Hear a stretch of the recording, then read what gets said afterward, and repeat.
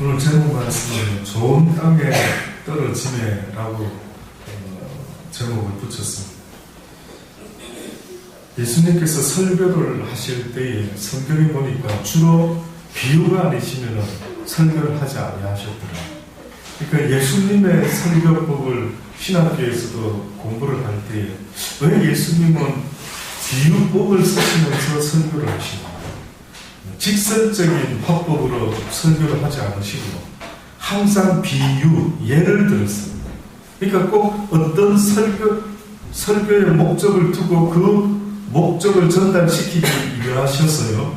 꼭 설교를 하시는데 예를 들었고요. 비유를 들으셔서 설교를 하셨다고 증거합니다. 그 비유 중에 한 가지가 오늘은 씨 뿌리는 비유입니다. 오늘 본문의 말씀을 보니까 각 동네 사람들이 예수께로 나와서 큰 무리를 아마 이루게 됩니다. 예수께서 비유로 설교를 하시는데 씨를 뿌리는 농부의 비유로 설교를 하십니다. 당시 팔레스타인 지역에는요,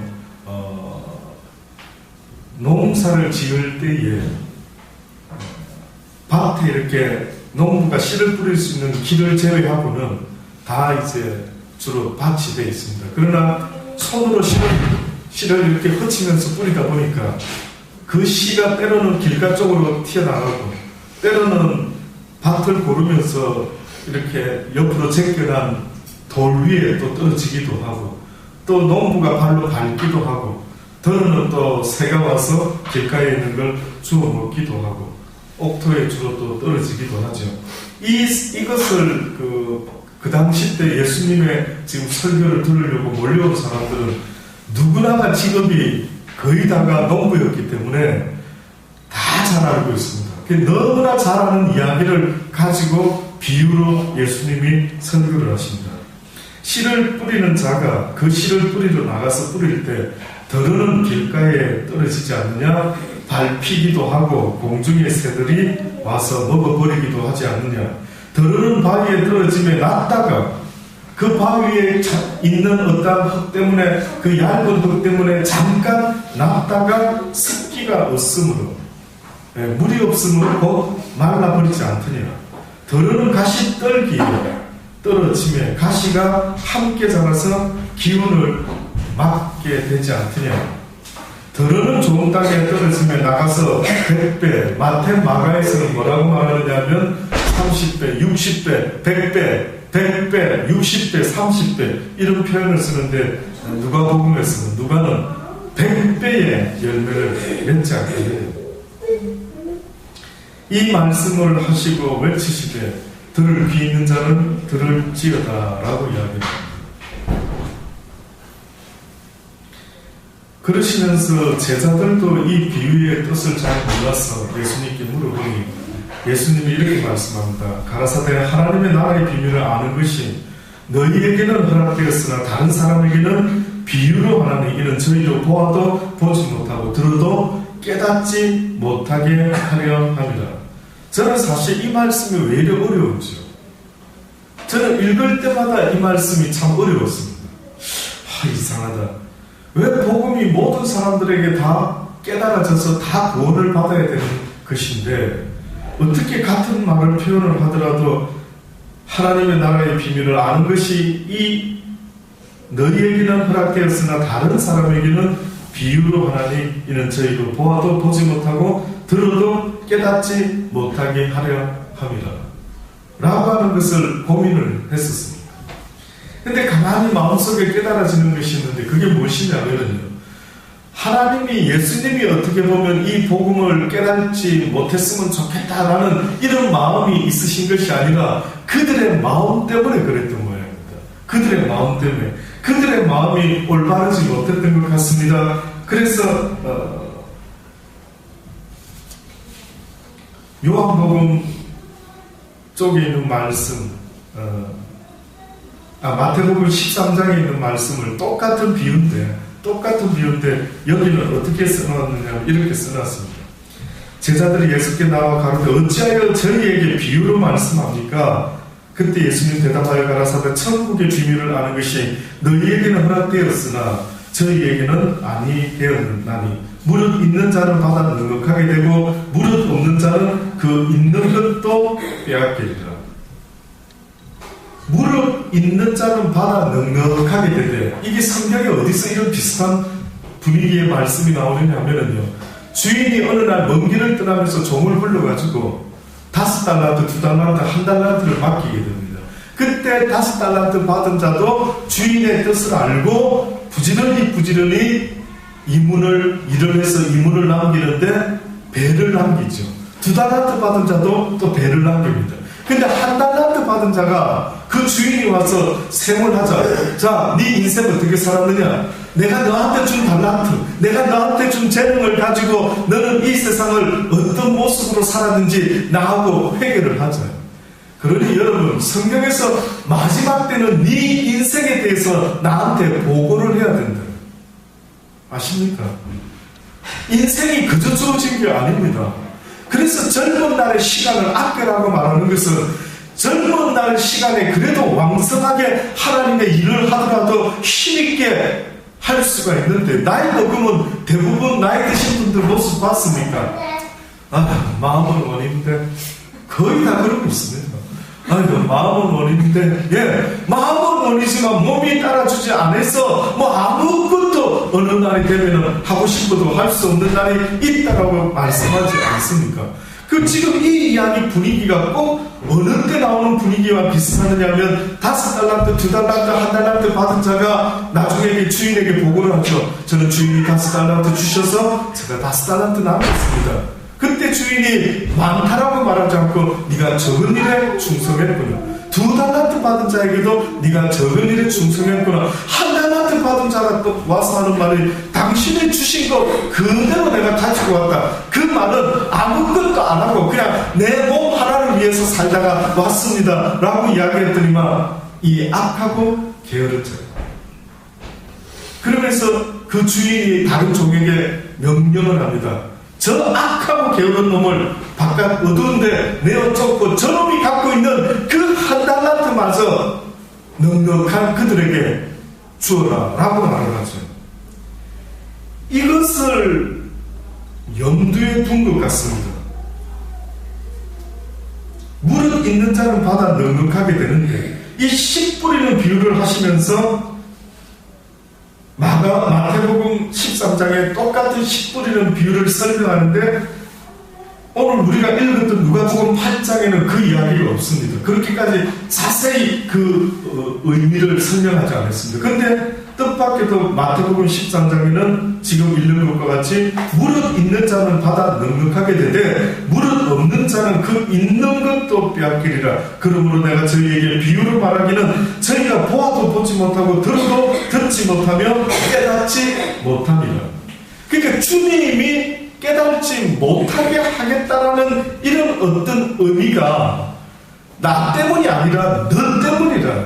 괘씸한 녀석, 미련한 녀석, 이 악하고 게으른 자, 네가 내 복음을 들었을 때에 옥토의 밭과 같은 마음으로, 뭐라고 이야기합니까? 좋은 땅에 떨어진 것은 착하고 좋은 마음으로 말씀을 듣고 지키어 인내로 결실하는 자다라고 한 것처럼, 그런 착한 마음을 가지고 내 말을 받았으면 좋겠는데, 하나님의 말씀을 들을 때 그 착한 마음으로 듣지 않는다는 거죠.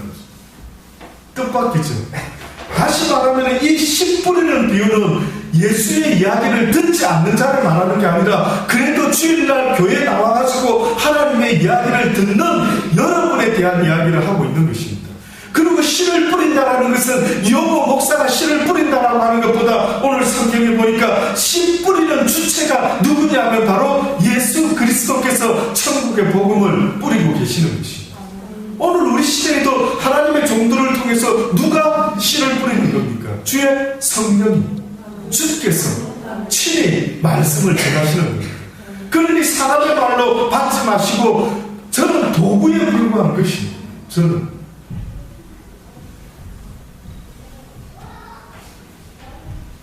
저희가 보아도 보지 못하고 들어도 듣지 못하고 못하며 깨닫지 못합니다. 이 이야기를 이사야서에 있는 말씀을 비유로 했던 것입니다. 이사야의 예언이 저희에게 이루었으니 일렀으되 너희가 듣기는 들어도 깨닫지 못할 것이요 보기는 보아도 알지 못하리라. 이 백성들의 마음이, 잘 들어보십시오, 이 백성들의 마음이 완악하여져서 그 귀는 듣기에 둔하고 눈은 감았으니 이는 눈으로 보고 귀로 듣고 마음으로 깨달아 돌이켜 내게 고침을 받을까 두려워함이라. 이렇게 듣고 보고 깨달아서 어떻게 돼야 되는 게 보통입니까? 변화되어서 하나님의 백성으로 거듭나서 살아가야 되는 아름다운 모습이 돼야 되는데, 뜻밖에도 이스라엘 백성이 하나님의 말씀을 들을 때에 그들의 마음이 완악해졌대. 왜 완악해지지? 왜 좋은 말씀 듣는데 그 마음이 완악해질까? 라고 뜻밖의 이해가 안 되시죠? 저도 이해가 안 됩니다. 그런데 요한복음 3장 16절로부터 하나님이 뭐라고 말씀하고 있느냐면, 하나님이 세상을 이처럼 사랑하셔서 독생자를 주셨는데 이는 저를 믿는 자마다 멸망치 않고 영생을 얻게 하려 함이라.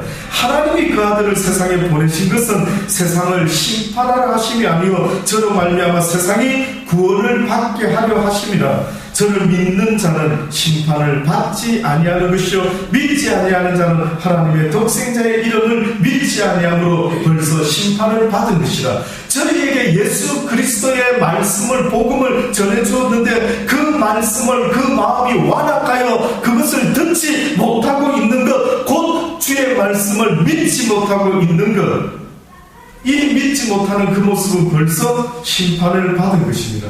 그 정죄는 이것이니 곧 빛이 세상에 왔을 때, 하나님이 예수 그리스도를 이 땅에 보내실 때에 빛으로 보내셨다라고 하는데, 그 말은 어두운 세상 가운데서 진리가 뭔지, 하나님이 왜 인간을 만드시고 왜 인간에게 무엇을 위해서 이 세상에 살아가도록 허락하셨는지 그 진리를 알지 못하고 살아가는 모든 인생들의 모습이 하나님 눈에는 어두운 가운데 갈 바를 알지 못하고 살아가는 자들과 똑같다.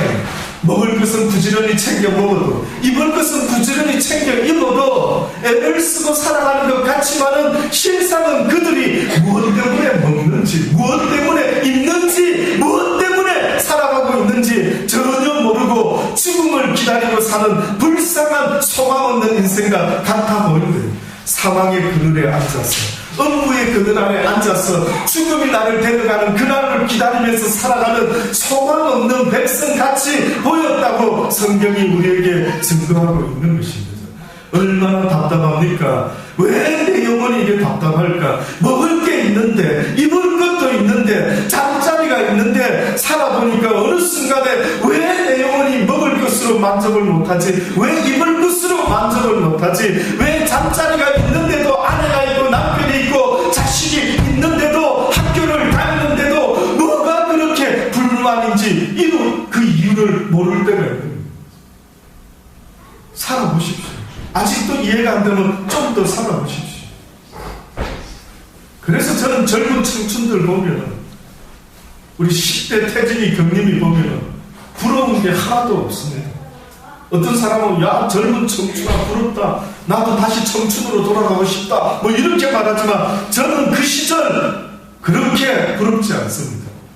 왜? 못 모르고 살았기 때문에. 못 모르고 싸움질도 하고 못 모르고 그냥 세상의 꿈을 가슴에 품으면서 그렇게 살아왔기 때문에 아무것도 모르고 살았던 그 시절이 저는 그렇게 부럽지 않습니다. 교회는 다녔지만 학교에서는 친구들하고 중학교 1학년 때 학교에 입학을 하니까 키가 최고 큰 겁니다. 제가 그 당시 때 최고 큰 키 164, 네, 저 키였습니다. 중학교 1학년 1번이었습니다. 저 생각에는 아버님이 생선을 많이 잡아오셔서 그걸 먹고 좀 영양에 도움이 된 게 아닌가 싶은데, 어머니는 학교에 오셔가지고 묻 학부형들의 부러움을 사시면서 도대체 댁의 아들은 뭘 먹였길래 저렇게 키가 큽니까? 라고 했을 때 저희 모친의 하신 말씀이 아직도 잊혀지지 않습니다. 국수를 먹였더니만 제가 국수 먹고 키가, 저희 집 옆에 중에 국수 공장이 있었거든요. 그러니까 저희 모친이 저녁에 찬거리가 없으면 늘 저보고 호야 가서 국수 좀 사오거라. 그럼 제가 가서 국수를 사오죠. 그럼 그 국수로 말아가지고 또 한 그릇 먹곤 했었습니다.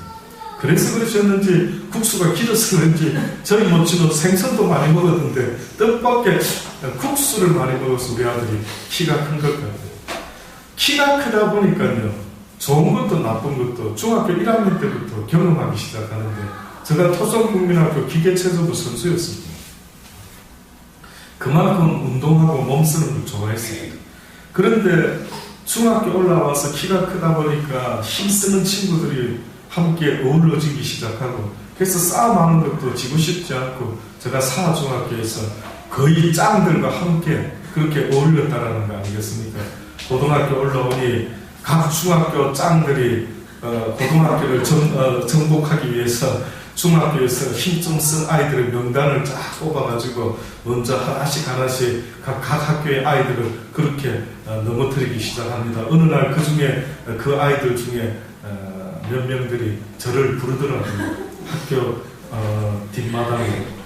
그때에 제가 철없이 살다가 그 아이들에게 몸을 쓰면서 하는 것은 지고 싶지 않아서 얼마나 운동을 오래 했는지 모릅니다. 중학교 때도 합기도를 하고 국민학교 때 기계체조 학교 선수로 했었고, 그러니 몸 쓰는 거 지고 싶지 않죠. 그랬는데 그 녀석들이 강목을 딱 들고 이제 고등학교 해관고등학교에서 짱이 되려고 이제 저하고 싸움을 신청을 했던 것입니다. 그때 저도 한바탕 뭐 할 수도 있었겠는데 갑자기 저희 모친의 기도하는 모습이 눈에 확 들어오더라고요. 전 지금도 참 하나님 은혜다라고 믿습니다. 그 철없던 시절, 그저 인생 누구한테 지고 싶지 않아서 그렇게 애를 쓰고 살아왔는데 싸움만 지고 싶지 않았던 게 사실은 아니었습니다. 공부도 생각하는 것도 지고 싶지 않아서 학교 도서관에 책을 다 읽었습니다. 꽤나 놀랍죠. 거의 다 읽고 저하고 인생이 뭔가에 관계되는 그 당시 때 중학교 도서관에 있었던 책, 그리고 고등학교 도서관에 있었던 책이란 책을 다 뒤져서 읽어봤습니다. 왠지 아십니까? 인생이 뭔지 점점점 알고 싶었기 때문입니다. 도대체 인생이 뭐냐고.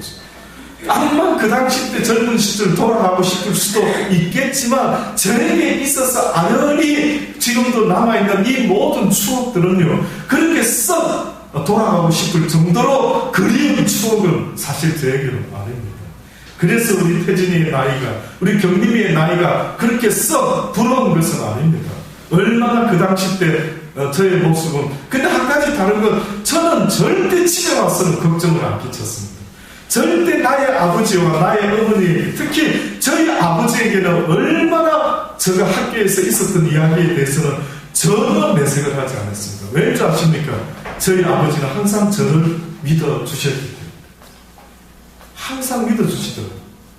오죽했으면 제가 고등학교 3학년 대학 입시를 지원해야 되는데 어디과를 넣을까 싶어가지고, 근데 아버님이 아무 말씀을 안 하는 겁니다. 야, 아빠는 뭐 했으면 좋겠다. 말씀을 안 하는 겁니다. 아, 추석 왔나? 추석 아들인가? 싶을 정도로 이해가 안 되는데, 아버지, 어느 과로 갔으면 좋겠습니까? 뭐라고 하시는지 아십니까? 네가 알아서 해. 너는 항상 네가 알아서 하지 않니? 이런 아버지가 있을까? 이런 아버지가 있을까? 저도 우리 승자한테 요번에 그랬습니다.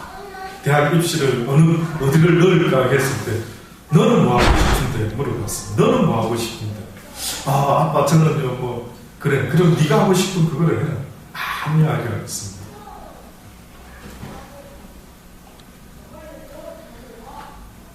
그 아버지에게 실망 끼치지 않아 보려고 그렇게 나름대로 밖에서는 아무리 짱들과 어울려 돌아다녔는지는 몰라도, 그러나 교회 가는 일과 그리고 아버지가 실망하는 일에 있어서는 조금도 제가 보여드리지 않으려고 실망하실까봐 얼마나 애를 썼는지 모릅니다.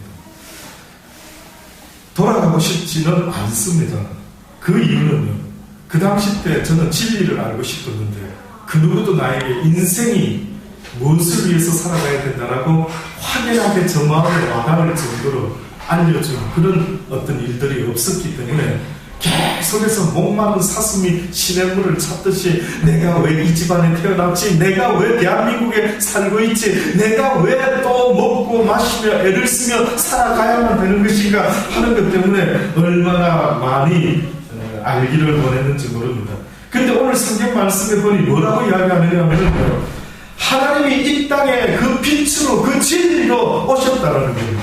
인생들아 너희가 무엇을 위하여 살아야 된다, 왜 공부하는지, 왜 살아야 되는지, 왜 너희들에게 힘이 있어야 되는지, 그 모든 것들은 사랑을 위함이다라고 성경이 우리에게 말씀하고 있는 겁니다.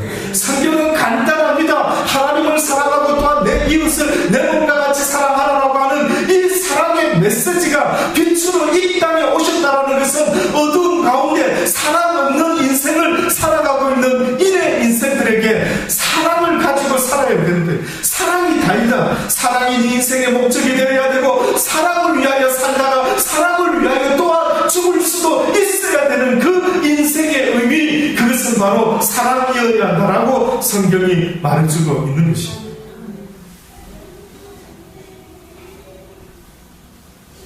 이미 이 말씀을 받아들이지 않고 무슨 사랑이야, 나부터 먹고 살아야지, 이렇게 살아가는 그들은 이미 예수 그리스도의 말씀을 듣지 않으므로, 예수 그리스도를 믿지 아니하므로 벌써 심판을 받은 것이라. 그 정죄는 이것이니 곧 빛이 세상에 왔을 때 사람들이 자기 행위가 악함으로 빛보다 어두움을 더 사랑한 것입니다.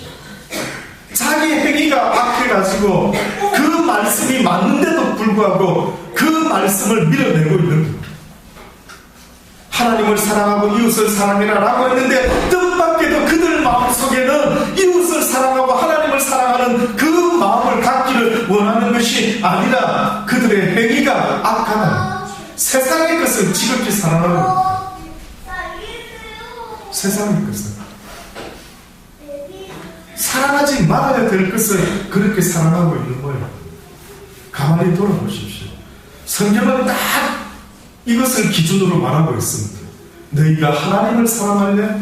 세상을 사랑할래?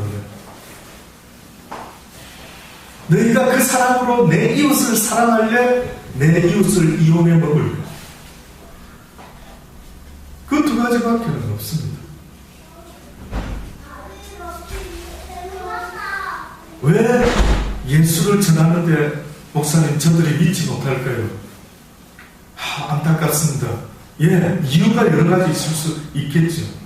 그러나 성경은 궁극적으로 그들이 예수 그리스도의 말씀을 듣기를 원하지 않고 관심이 없는 이유는 그것보다 그들이 더 사랑하는 무엇이 있느니라.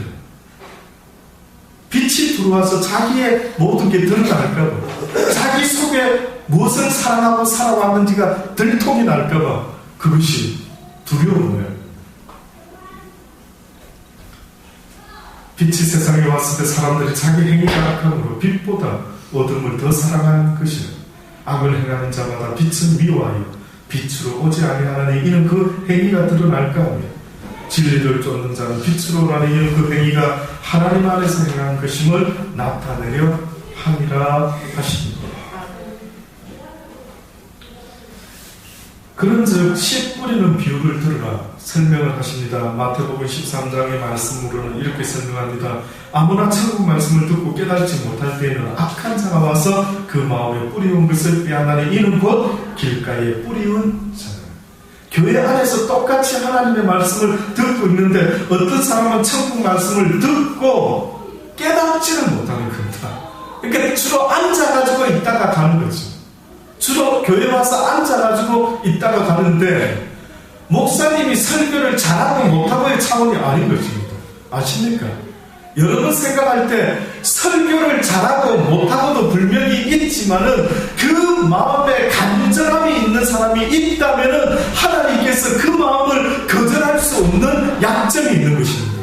하나님의 약점이 뭔지 아십니까? 하나님의 말씀을 듣기 원하는 사람들, 하나님의 젖을 사모하는 자, 신령한 젖을 사모하는 자, 아이가 엄마의 젖을 사모하여 먹기를 원하는 자식에게 젖을 먹이는 것을 거절할 수 있는 애미가 있을 수가 있습니까? 뜻밖에도 하나님의 약점이 하나 있는데 그게 뭔지 아십니까? 아버지와 주의 말씀을 듣기 원합니다. 주의 진리의 말씀, 신령한 젖을 사모하나이다 라고 한다면 하나님은 어린아이의 입을 통해서라도 그에게 말씀을 들려주겠다라고 하는 것입니다.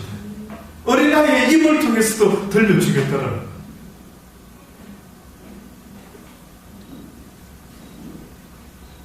그러니 어떨 때 보면은요, 씨앗은 지금 성경이 말씀하는 게 다 똑같아요, 씨앗은. 근데 무엇이 문제라고요? 듣는 마음밭들이 다 문제예요. 여러분 마음을 먼저 돌아보십시오. 제발 말씀을 들을 때마다 아이고 박 집사 잘 듣고 있는가, 김 집사는 저 말씀을 꼭 들어야 될 때 아이고 좀 다른 분은 내버려 두시고, 여러분 자신이 이 말씀을 들을 때에 그저 한 말씀이라도 사단이가 와서 내 속에 빼앗지 않도록 하려고 그 말씀을 딱 들어오면 아멘 아멘 먹으려고 해야 됩니다. 가끔 보면 어미새가 먹이를 들고 와가지고 어미새가 먹이를 물어와가지고 새들한테, 새끼 새들한테 줄 때 새끼 새들의 모습 기억나십니까? 입은 착착 벌리고 어떻게? 야, 경림아 봤나 그런 거? 어떨 때 느낌이? 옛날 생각 안 나던가? 엄마가 그냥 씹어서 쪽쪽 내려주도 혹시나 그런 생각. 그래, 새들이 입을 쪽쪽쪽 벌려가지고 애미새가 먹이를 주면 막 서로 먹으려고 막 아주 난리를 치는 거 보지 않습니까?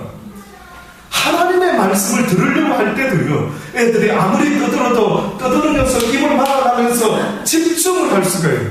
집중하다가 떠드니까 마음이 야 이놈아 왜 떠들어? 너무 빼앗기지 말라는 거죠.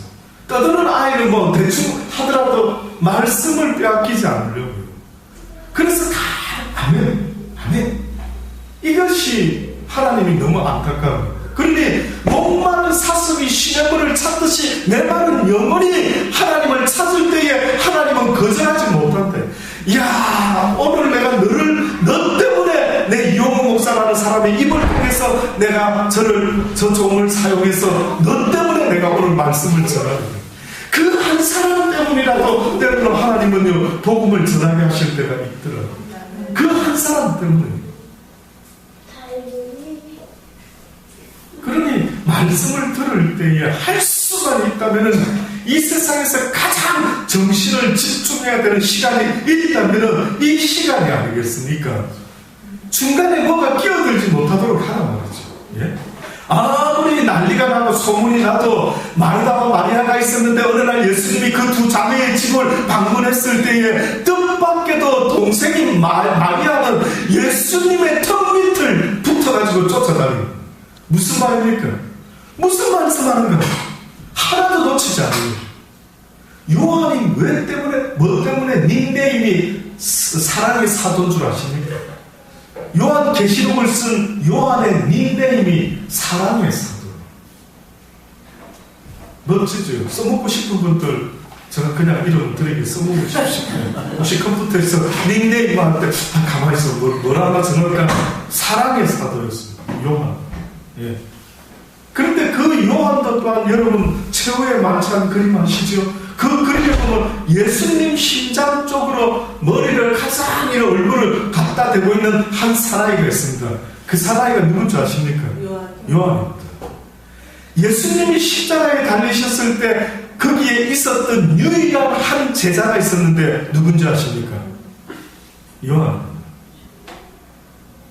내 의미를 부탁한다라고 부탁한 유일한 한 제자가 있었는데 그가 누군지 아십니까? 요한입니다. 계시록의 마지막 앞으로 되어질 세상에 일어날 일들에 대해서 성경이 써놓았는데 누구를 통해서 써놓았는 줄 아십니까? 요한을 통해서 써놓았습니다. 왜 요한일까? 요한은 하나님의 말씀을 얼마나 사랑합니까? 그래서 그 마음에 사랑이라는 걸 배웠던 거예요. 그래서 그 사람의 닉네임이 사랑의 사도 요한이라는 말이 나올 정도로 그 사람은 주의 말씀을 통해서 그 심령 속에 사랑이라는 것이 충만했던 사람이에요.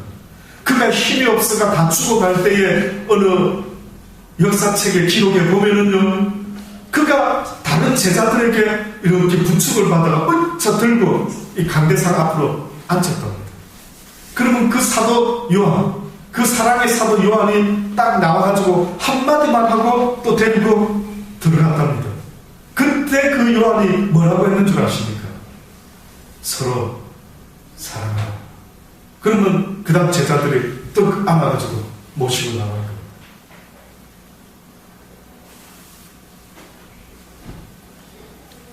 그러니 말씀을 들을 때 마음을 빼앗기지 않도록, 누가 와서 주워먹지 않도록 애를 써야 되는데 뭐라고 이야기하냐, 천국 말씀을 듣고 깨닫지 못할 때는 그 이유가 악한 자가 와서 그 마음을 뿌리는 것을 빼앗나니 이는 곧 길가에 뿌리는 것이다. 지금도 하나님의 말씀을 듣는데 계속해서 듣는 족족 빼앗기는 자가 있다.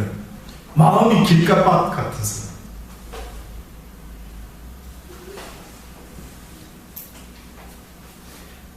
그 다음에 뿌리운 거는 돌밭에 뿌리웠다고 말합니다. 돌밭에 뿌리웠다는 것은 말씀을 듣고 즉시 기쁨으로 받되 그 속에 뿌리가 없어 잠시 견디다가 말씀을 인하여 환난이나 핍박이 일어나는 데에는 곧 넘어지는 자다. 의미심장하죠. 말씀을 들을 때 아멘, 아멘 하고 아주 곧잘 비슷한 모습으로 옥토와 같이 말씀을 듣기는 듣고 기뻐하는데 그 속에 뿌리가 없어가지고 나중에 넘어질 때가 있는데 그 말씀에 뿌리가 없다 보니까 그 말씀으로 인하여 환난이나 핍박이 일어나는 데에는 곧 넘어진다. 그 말씀으로 인하여 무슨 말이냐면 사단이가 싫어하는 것은 하나님의 말씀을 받는 자를 싫어합니다. 사단이는 누구를 가장 싫어하느냐면 주의 말씀을 듣고 아멘 하고 이제 이렇게 살아야지 하는 요 사람을 얼마나 싫어하는지 모릅니다.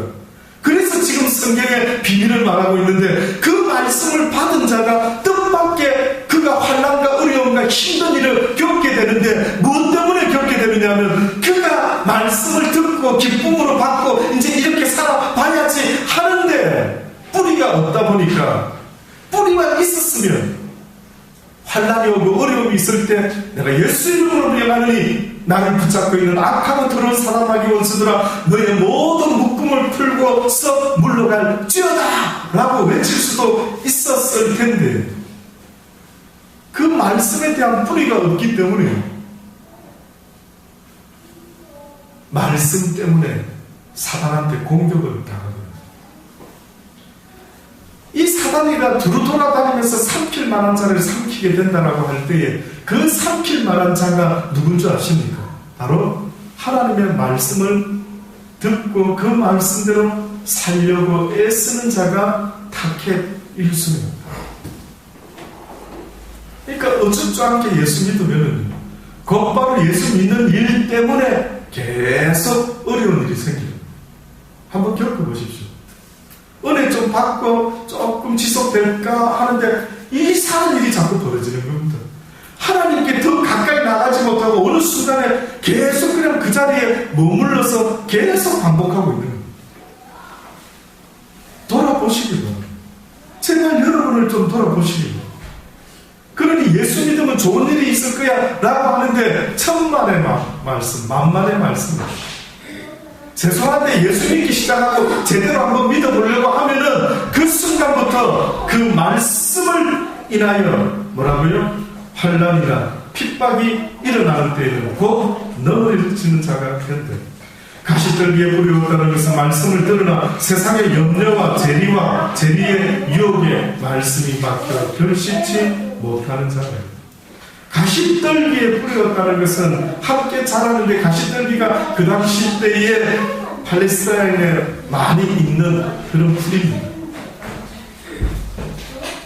그런데 뜻밖에도 이 가시떨기에 뿌렸다는 것을 비유로 설명하셨는데 뭐라고 설명을 하셨냐면 이것은 말씀을 듣기는 들었는데 말씀이 좀 자라는 것 같다가 뭔가에 막힌답니다. 그게 뭐냐면은 세상의 염려다. 첫 번째가 세상의 염려다. 그러니까 믿음이 자라지 못하고 늘 그냥 교회만 왔다 갔다 하고 스스로 성경 읽어보는 시간도 별로 없고 그냥 이것이 오랫동안 10년 전이나 지금 10년 후나 거의 변함없이 이러고 살아가는 사람들에게 있어서 가장 대표적인 이유가 뭐냐, 걸림돌이 뭐냐라고 하면 그들은 세상에 대한 염려가 있대요. 뜻밖이죠. 하나님을 믿는다라고 하는 것은 사실은 모든 것을 다 맡기는 것이죠. 누군가를 믿는다라는 것은 이제는 나의 생각대로 살아가지 않고 그의 도움을 바라고 그를 의지함으로 살아가는 삶, 이것이 바로 누군가를 믿고 살아가는 삶의 모습입니다.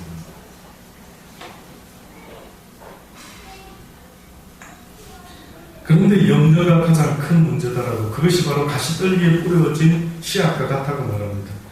염려에 대해서는 성경이 얼마나 자주 말을 하고 있는지 모릅니다. 특별히 대표적인 말씀은 누가복음 12장에 있는 우리가 잘 아는 말씀이 있지.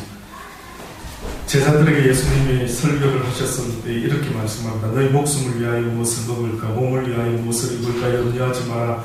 목숨이 음식보다 중하고 몸이 오복보다 중하니라. 까마귀를 생각하라. 까마귀를 생각하라. 심지도 아니하고 거두지도 아니하고 골방도 없고 창고도 없으되 하나님이 기르시나니 너희는 새보다 얼마나 더 귀하냐. 또 너희 중에 누가 염려함으로 그 키를 한 자나 더할 수가 있느냐. 그런즉 지극히 작은 것이라도 너희가 염려하는 것 때문에 능히 감당치 못하거든 어찌 다른 것을 너희가 염려할 수가 있겠느냐. 네가 살아가고 축복하는 그 모든 것들도 네가 염려했기 때문에 잘 살아가고 네가 염려하지 않았기 때문에 죽을 수밖에 없고 한 것이 아닌데, 그렇지 않습니까? 네. 여러분 이 세상 사는데 여러분이 염려함으로 살아갈 수 있습니까? 비행기를 타다가 어머나 비행기 떨어지면 어떻게 할까? 집에 앉아있다가 어머나 집이 무너지면 어떻게 할까? 차를 타고 가다가 어머나 차가 사고 나면 어떻게 할까?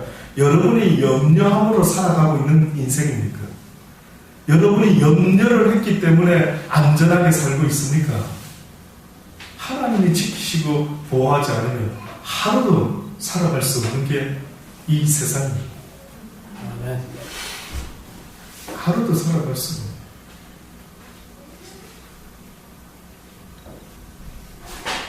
젊은 날에 하나님을 기억하실 수 있기를 바랍니다. 하나님을 기억할 수 있기를 바랍니다. 그분이 도우시고 지키시기 때문에 살아가는 건 아니겠습니까? 그러니 세상에 아무리 어떤 일이 있을지라도 염려는 믿음 없는 자의 모습이다라고 성경은 지적하고 있는 것입니다. 가시떨기에 뿌린 것은 세상의 염려와 그 다음에 재리의 유혹이에요. 두 번째가 뭐냐면은 재리의 유혹입니다. 재리가 뭡니까? 물질의 유혹입니다. 물질. 너희 믿음이 자라지 못하는 것은 물질에 대한 유혹, 다시 말해서 돈이 주는 그 매력과 돈을 좀 더 많이 벌어가지고 그 돈이 주는 아주 재미난 것들, 그것들을 내가 한번 얻어보려고 그 유혹을 뿌리치지 못하고 계속해서 그것에 대한 그 마음 때문에 너희의 믿음이 자라지 못한다. 정치인들을 보면 좀 느껴집니다. 어떤 사람은 풍자로 정치인의 IQ와 물고기의 IQ는 똑같아. 물고기들의 IQ가 어느 정도냐면 조금 전에 낚시꾼이 미끼를 걸어가지고 물에 던졌을 때에 방금 자기 친구가 잡혀 올라가는 걸 보고 또 어떻게 할까요? 그 다음 또 미끼가 들어옵니다. 또 물어요. 와, 왜 그렇죠? 태진아 왜 그럴까? 물고기 잡아봤나? 물고기 머리하고 네 머리하고 똑같았나? 맞아, 그런 거 어떤 생각이 들어?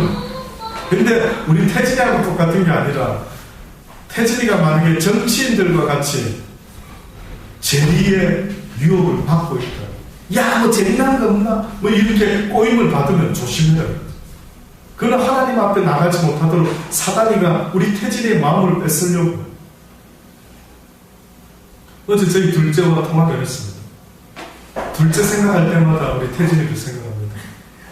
둘이서 잠깐 지낸 모습을 기억하기 때문에 좀 많이 뭐 이 시대를 함께 같은 시대를 사는 두 사람 뭔가 그래도 마음이 저보다 서로가 더 잘 통하지 않을까 싶은 생각이 드는데, 그 둘째도 어느 때는 유혹을 받으면 막 그냥 게임의 유혹을 받고 친구의 유혹을 받다 보면 그냥 학교 가는 일도 때로는 그냥 배 아프다 해가지고 조퇴하고 오고 뭐 이런 일이 또 한 주간에 있었던 거예요.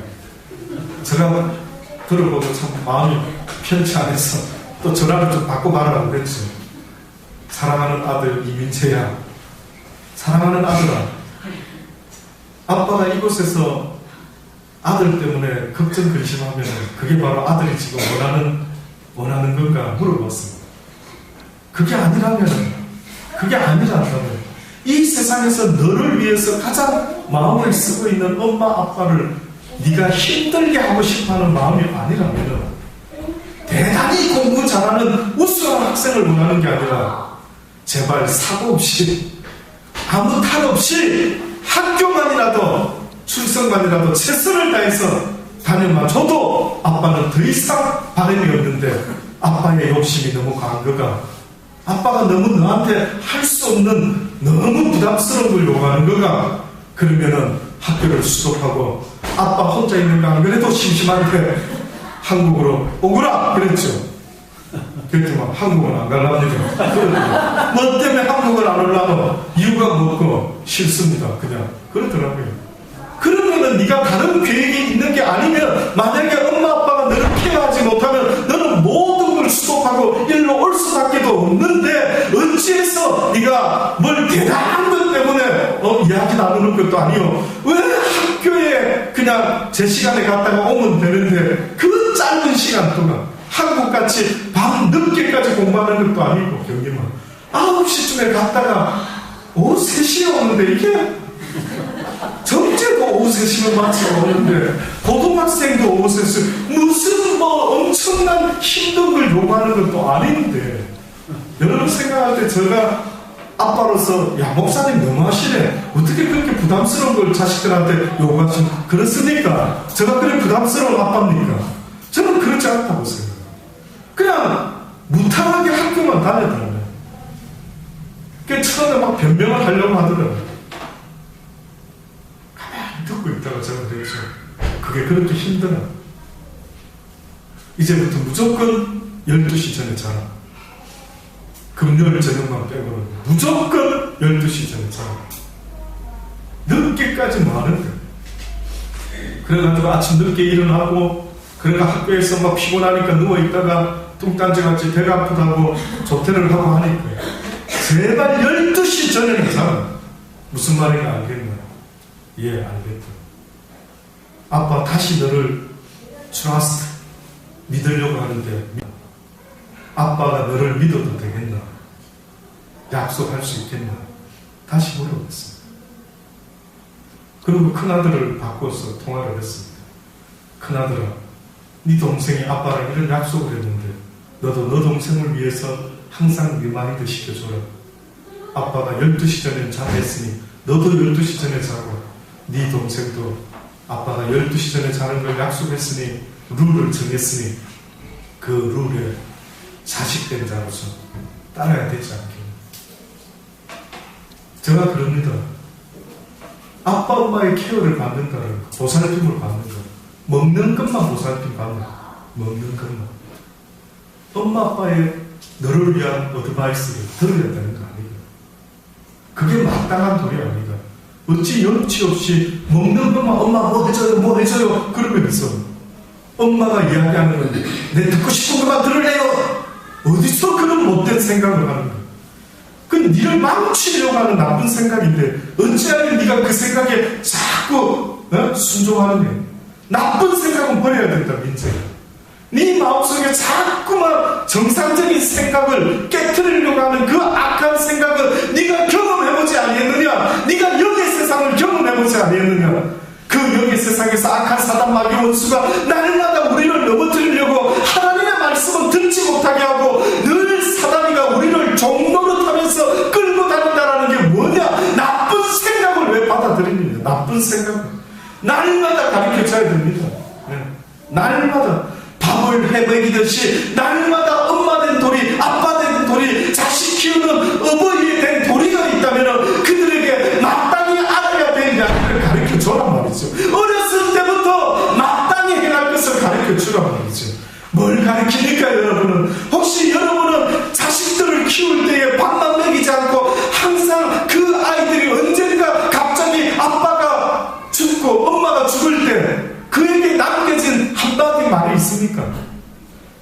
돌아가신 아빠를 생각할, 내 돌아가신 엄마를 생각할 때마다 항상 그분은 나에게 이렇게 말씀하셨지. 그건 있습니까? 그런 거 하나죠. 너무 엄마들은 잔소리를 많이 하니까 막 너무 많아서 모르고 기억이 너무 많이 많아지 마시고 정말로 딱 한마디만 하는 거예요. 막 자식이 막 온갖 해도 딱 한마디만 하십시오. 아들아, 하나님은 너를 보고 계신다. 딱 이거 멋지지 않습니까? 폼도 나고 뭐 했어 늦게까지 막 그렇게 하지 마십시오. 아들아, 아빠가 너를 다시 믿어도 되겠니? 좀 멋있지 않습니까? 집사람? 저는 멋지다 생각합니다. 아들 입장에 여러분, 태진아, 어떤 너 목사님이 말 표현이 감동적이지 않나? 감동적이지. 엄마가 만약에 태진아, 엄마는 너를 믿는다 아들아. 너는 하나님의 아들이다. 너는 세상의 쓰레기 같은 생각에 휘두르지는 그런 아들이 아니다. 너는 쓰레기 주워 먹으려고 사는 그런 인생이 아니다. 빛의 아들이다. 사람들이 태진아 너의 모습을 보고 인생은 이렇게 살아야 되는 거구나, 저런 행동을 해야 되는구나 하는 본이 될 수가 있어야 되는 게 바로 하나님의 자녀입니다. 그러니 성경은 씨 뿌리는 비유를 통해서 말씀하면서 마지막으로 세상의 염려와 재리의 유혹, 이 두 가지를 말씀하시고 마지막으로 좋은 땅에 뿌렸다는 것을 말씀을 듣고 깨닫는 자니 결실하여 혹 100배, 혹 60배, 혹 30배 되느니라.